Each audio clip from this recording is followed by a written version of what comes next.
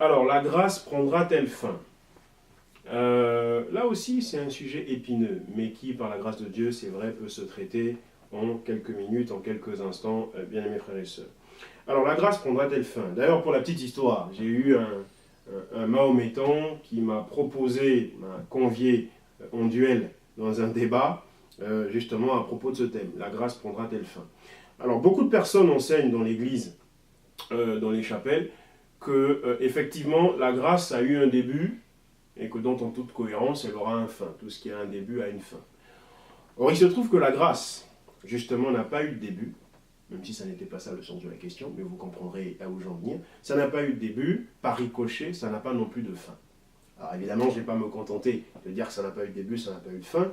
On va essayer de le montrer assez rapidement avec le temps qui nous est imparti. Alors, vous voyez, l'Écriture dit que Noé trouva grâce aux yeux de l'Éternel.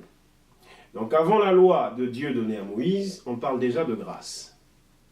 La Bible dit encore que Abraham trouva grâce auprès de l'Éternel.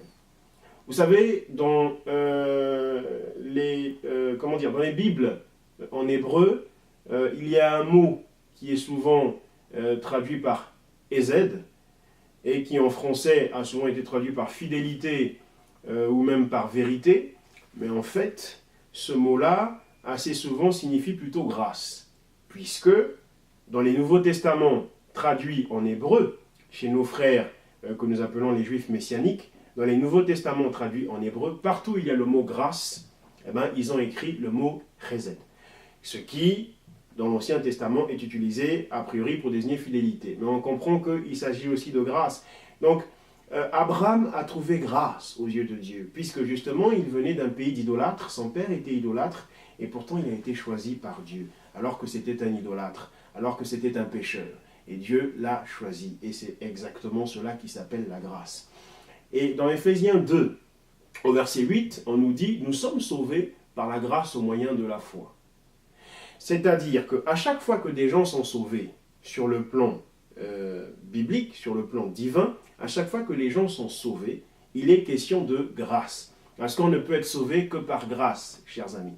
Donc si des gens ont été sauvés avant Jésus-Christ, si vous croyez que des gens ont été sauvés avant Jésus-Christ, eh ben vous devez croire, vous n'avez pas d'autre choix, croire qu'ils ont été sauvés par grâce. Donc la grâce était agissante. Et de même, si après l'enlèvement de l'Église, où on nous enseigne souvent que, alors là par contre, oui, la grâce prendra fin parce que l'Église est enlevée.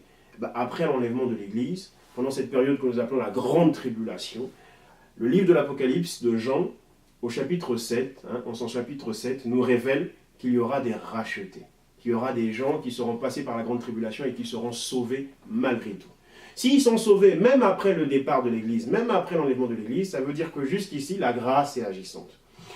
Et à cela, bien aimé, sans aller beaucoup plus loin, parce que pour le concept, là pour le coup, il ne s'agit pas d'enseigner à proprement parler, il s'agit en quelques minutes, et c'est un défi que nous nous sommes lancés, en quelques minutes de répondre à vos questions.